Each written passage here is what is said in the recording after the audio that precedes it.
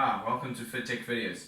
This is video 3 of the self-release trigger points, the advanced ones, and today we're going to focus on hip to knee pain. So the reason why I've classified them together, hip and knee pain or hip to knee pain, is because generally the same muscles cause the pain in either area. Sometimes people have predominantly hip pain and it's manageable, and all of a sudden they have severe knee pain, and then it's like, wow, my knee's so sore, and then it's like because the hip's been sore for so long, the compensation, and sometimes vice versa. Sometimes both are sore, but they don't. Only one is really telling you. So they're pretty much linked. And then in the videos, I always, well, not in the videos, in practice, I always use a little towel when working over the skin. But for the sake of these videos, I'm not going to do it because I want you to see where I'm pressing and stuff as clearly as possible.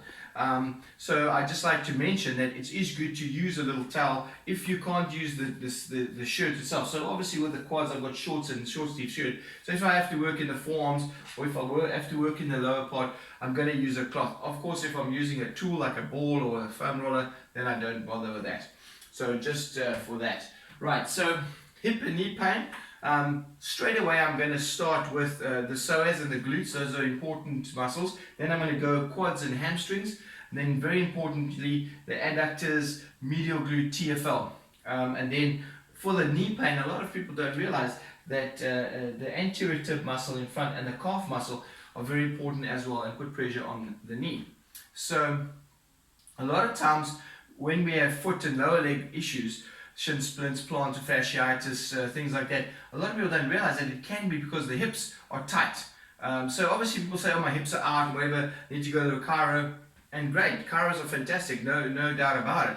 But often you go to the chiro, you get adjusted, and literally as soon as you get back to your car, or 2 days later, you're back out again.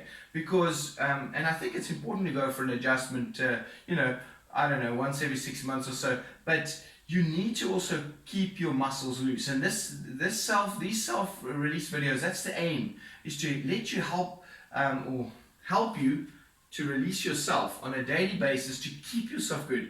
So then when you go to your chiro visit, it's just a readjustment, and it should be a lesser adjustment. It shouldn't be a huge adjustment each time. I believe that each time you go for an adjustment, you are causing more and more laxity in the joint, and then it's easier for it to jump out again.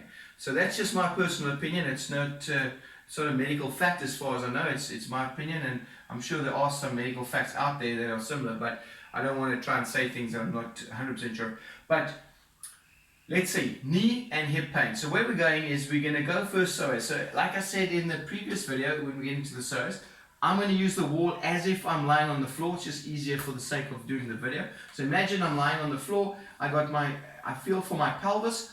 I find the front tip of the pelvis as it starts turning in towards the groin. I've got 2 fingers away from that, and then pretty much that's where I am, where the psoas is kind of running through. So the psoas is a very deep muscle.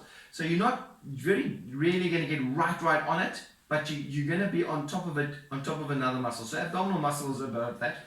But what you can do is you can help stimulate the psoas muscle. So you're going to put a little bit of pressure in there, maybe 10% pressure, not too hard. Then you bring your knee up, and then as you take it down, you're slightly digging in and pulling up towards the chest. So in, upward, and then you just digging in. That just helps to stimulate the psoas a little. Once you've done that, then you can come, lean against the wall, stimulate the glute, and push out. What you can also do is a little bit of a sideways, so a little bit of rotation, outward rotation, and kick back. That helps to just stimulate the glute muscle. Then of course, very good to use a foam roller or a cricket ball. I like to use a cricket ball, but you can use a hockey ball, a trigger ball. You get specific balls that you can use this for. For the glute, I think the foam roller is a little bit, I don't find it as effective. I find you get those knobbly ones, and that could be good. And it's personal preference as well. Whatever you enjoy doing, as long as you get in there properly. The cricket ball I like, or a hockey ball, and you can use a gym. I've got a cricket ball in a gym towel as well, so you can put it in a sock or a gym towel, not to mark the wall if that's what you're worried about. You put it against the wall, Supporting with the leg, always make sure the knee is slightly bent, so you're not putting too much pressure on the joint. And then in this position, you can add a lot of hip rotation. By hip rotation, basically when the knee's coming in, it's a medial rotation and lateral rotation of the hip, and that helps to get into the muscle more. Then, of course, very importantly, so psoas and glute are very important. Then it's important to get into this medial glute and the TFL. So the medial glute is high up here. It's a lot higher than people realize, and it's right almost on the pelvis there. So right in there. So that's where you're getting into so right into there. And then in here is your TFL, your tensor fascia latae. It's a mouthful. But the TFL, the medial glute, work to attach the ITB, the iliotibial band, to the knee. So often when you have knee pain, it comes because these are too tight. And if those are too tight, it's generally because the adductor is too tight. So the adductor has to be released with the TFL medial glute as well as the QL on the opposite side. Else you're not going to release that sling, and they kind of all work together. So then you can go into the quad, and a good way of doing that is to use the ball. I like a ball, you can use a bench if you don't like a ball. I like to stand against the wall just for extra stability, because this is not about training, this is about getting a comfortable position to release. So the fact that I'm lifting my leg, it helps me to relax the muscle a bit. So now I can get in there with some good releasing. So I can release the quad nicely in this position. I can add movement while releasing it, so a little bit of a trigger and some movement. I can also get into this adductor and add movement while I'm getting into the adductor. You can then use your ball to push against it in there. That's a very good way to get into the adductor as well. And then also into the medial glutes and TFL. You can slightly go into the side like that, and you can also get in there, adding a bit of movement, bit of rotation, resting your leg onto the ball. This is also where it's very nice to get into this lateral vastus, but also into the ITB is a very nice way to get in. And you can add a bit of kicking. So the ball gives you a lot of movement options. Those are all very important to get in and release the hip nicely, which then attach into the knee and can cause hip pain. Then what you want to do is focus on anterior tib and calf. Anterior tib is very nice to use a ball against the wall, and you can just work it in that position. Very, very effective in there. If it's, you can also get it on the floor in a kneeling position. You can put it on the floor, and then you can kind of like roll on it like this. And what I like about this is I can use the wall.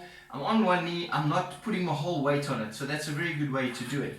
Another good way is, okay, I'm going to use the ball, but this is not ideal to use a ball. If you have a bench, a little chair or something, you can put the ball on, and then you can put the knee on it like that. Then you can work the foot, because if you can add some movement in the foot, that helps a lot. You can also, of course, get into a seated position or against the wall, bending the leg up, grab hold of the muscle and work it like that. And that's the anterior tibialis. Now we can go into the calf. We can start in this position, grab hold of the calf. That movement is fantastic for getting into the calf. You can then, of course, also roll against the wall in that position. I find that's also very effective, and I find it's very good to get into the peroneals, right in just between the anterior tib and the calf, the gastrocs. You can get into the peroneals nicely in this position, and you can work it nicely in that position. Of course, you can do it on the foam roller as well. So that's quite a few ways of releasing those calf muscles as well. I like the grip and working of the foot, similar to what we did with the forearm.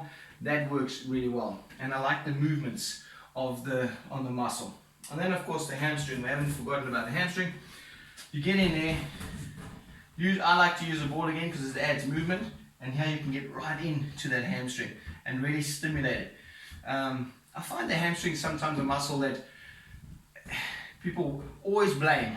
Oh, the hams are tight, the hams are tight. If the quads are tight, the hammies will never release. So more emphasis, not more emphasis, but emphasis definitely on the quad. Release the quad nicely first, release the adductors first, then you only need a little in the hamstring and you'll see it'll be make a huge difference.